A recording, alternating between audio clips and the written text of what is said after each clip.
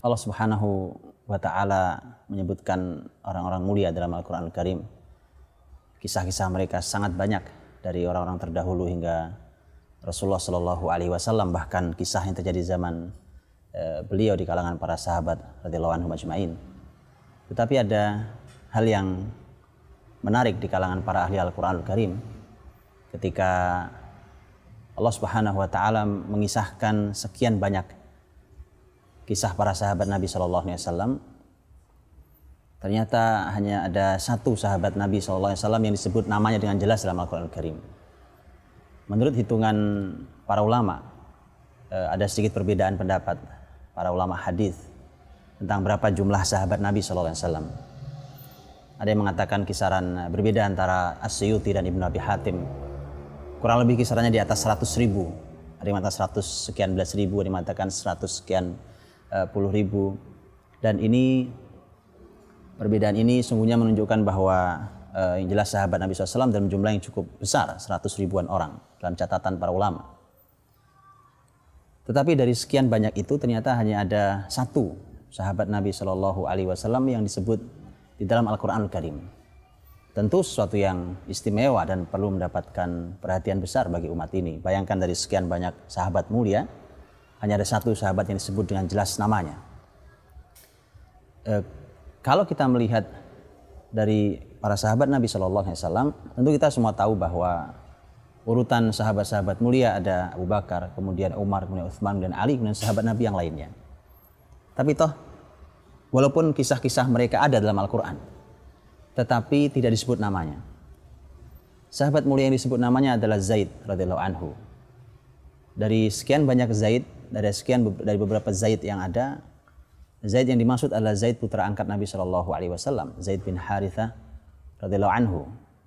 Dan kisah ini disebutkan di dalam surat Al-Ahzab ayat 37, di mana Allah Subhanahu wa taala menyampaikan kisah seorang Zaid.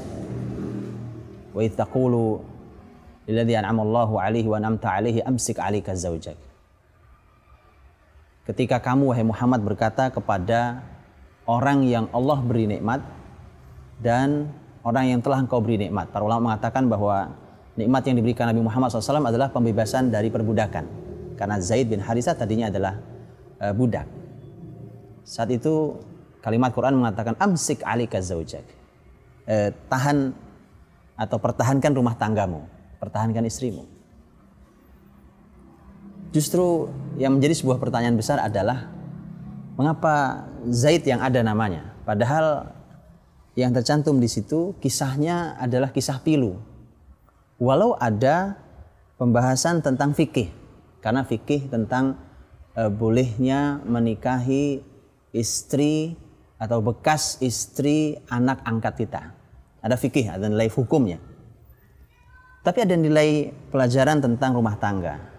Karena ternyata Zaid bin Harithah justru ketika diabadikan rumah tangganya bukan pembahasan tentang rumah tangga yang istimewa saat nanti dia berumah tangga bersama Ummu Aiman. Karena nanti Zaid menikah dengan Ummu Aiman dan melahirkan orang luar biasa dalam sejarah Islam. Usamah bin Zaid radhiyallahu anhu, sahabat yang di usia belia 18 tahun jadi panglima besar. Satu hal yang luar biasa. Disinilah pelajarannya. Ternyata Allah Subhanahu wa taala ingin memberikan peringatan kepada kita semua umat Muhammad SAW tentang kisah pilu, sebuah, kalau kita boleh katakan sebuah tragedi dalam pernikahan rumah tangganya Zaid radhiyallahu anhu. Pernikahan Zaid sesungguhnya Nabi langsung yang menikahkan. Karena Zaid bin Harithah saat itu melamar, jadi melalui Nabi SAW melamar sepupu Nabi sendiri, sepupu dari ibunya, yaitu Zainab binti Jahsh radhiyallahu anha. Sepupu Nabi SAW dinikahkan dengan putra angkat Nabi SAW. Para ulama tafsir mengatakan bahwa usia pernikahan mereka hanya bertahan sekitar setahun lamanya. Setahun lamanya pernikahan berjalan. Nampaknya Zaid sudah tidak tahan dengan rumah tangganya. Datang ke Rasulullah SAW minta izin untuk menceraikan Zainab. Satu hal yang tidak sederhana tentu. Sebuah pernikahan harus pecah, rumah tangga ini kemudian retak dan karam, satu hal yang tidak sederhana. Maka Nabi SAW mengatakan, amsik alaika zaujak, pertahankan istrimu. Rasulullah SAW tentu menimbang, karena ini putra angkat beliau, ini adalah sepupu beliau, dan beliau yang melamarkan.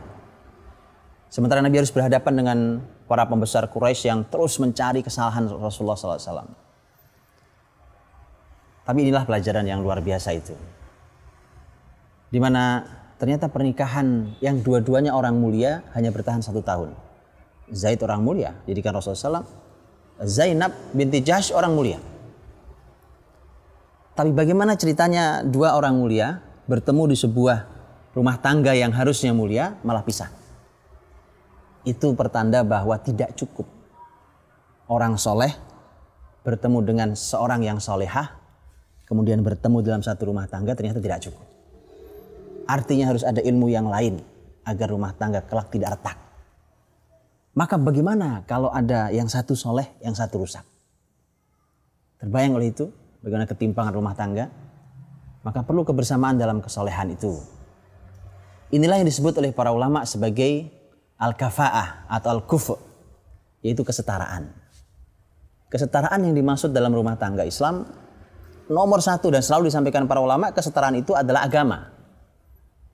Kalau kita bahas fikih, di fikih para ulama bahas, umpamanya kita membahas tentang bolehkah seorang muslim menikahi ahlul kitab. Ketika para ulama fikih membahas itulah kita ambil pendapat yang mengatakan bahwa para ulama mengatakan seorang muslim laki-laki boleh menikahi wanita ahlul kitab. Ambillah yang itu, secara fikih halal, sah, pernikahan sah, berumah tangga dia halal. Tapi rumah tangga bukan sekedar sah atau halal. Ada kebesaran yang sedang dibangun. Apa artinya sebuah rumah tangga hidup dalam kehidupan yang tidak satu visi? Maka dari itu, ini kesetaraan. Kesetaraan itu awalnya agama, kesolehan. Bahkan sesama muslim dan muslimah saja bisa jadi timpang kesolehannya, bisa jadi timpang ilmunya. Tapi ada pelajaran yang luar biasa mahal dari bab ini.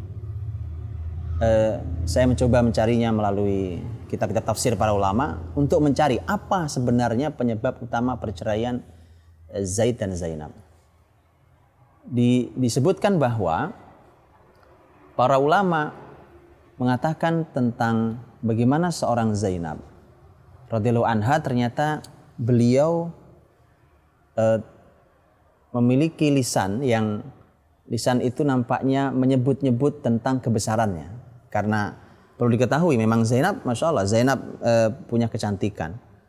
Zainab nasab Quraisy, apalagi ada nasab sepupuan dengan Rasulullah Shallallahu Alaihi Wasallam. Sementara Zaid dulu hanya mantan budak. Dia bukan Arab, hanya mantan budak dan bukan Arab. Dijual di pasar Hubasyah, pasar penjualan budak di sekitar Mekah. Tidak setara, jauh. Ketika ada ketidaknyamanan dan tidak berhasil untuk disetarakan sepanjang 1 tahun pernikahan mereka, maka yang terjadi adalah ternyata sang istri pun tidak kuasa untuk menahan lisannya untuk mengeluarkan kalimat-kalimat yang menunjukkan ketinggian kehebatan dirinya, nasabnya, kemuliaan Quraisynya, dan seterusnya. Sebagai seorang kawam laki-laki, ada masa kesabarannya ketika kawamahnya dijatuhkan. Ini juga pelajaran buat kita semuanya, rumah tangga, bahwa laki-laki punya qawamah yang tidak boleh jatuh dan tidak boleh dijatuhkan. Disinilah akhirnya Zaid mau tidak mau harus mengakhiri rumah tangganya dengan seizin Rasulullah Shallallahu Alaihi Wasallam. Dan biarkan kita belajar bahwa ternyata kita sebagai sepasang suami istri harus berusaha untuk menyetarakan antar kita. Namanya kita bertemu dan bahkan yang satu sekolah sekalipun bisa tidak setara. Kesolehannya, keilmuannya, visi yang sama. Apalagi kalau sudah punya anak, maka harus jelas anak ini harus diarahkan dalam langkah yang sama dan seterusnya. Akan sangat bahaya, dalam keadaan bahaya ketika rumah tangga dalam keadaan tidak satu visi yang sama. tidak setara kesolehan suami istri, ilmu suami istri. Dan pelajaran mahal tentang kesetaraan itu menjadi pelajaran buat umat Muhammad SAW. Bisa jadi wallahu alam adalah bahwa inilah salah satu yang ingin ditekankan tentang mengapa nama Zaid disebut dalam Al-Quran ketika tidak ada nama sahabat lain disebut selain hukum, bicara tentang masalah hukum fikih. Maka belajarlah dari manusia paling mulia Rasulullah SAW.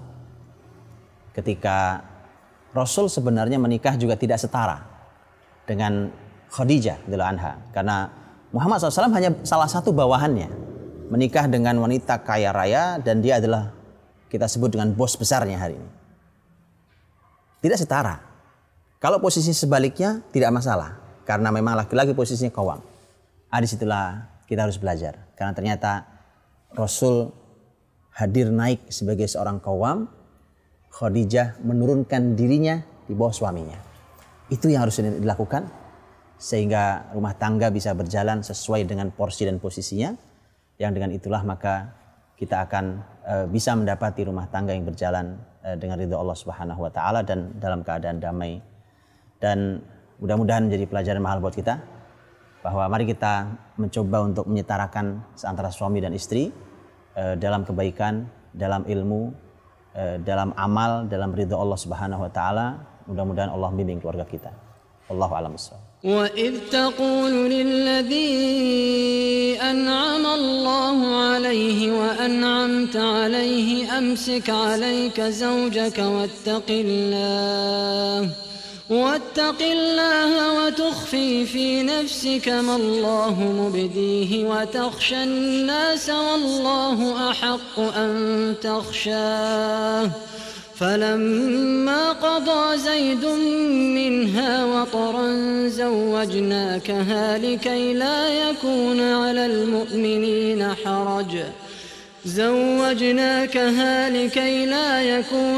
المؤمنين حرج في أزواج أدعيائهم إذا قضوا منهن وطرا وكان أمر الله مفعولا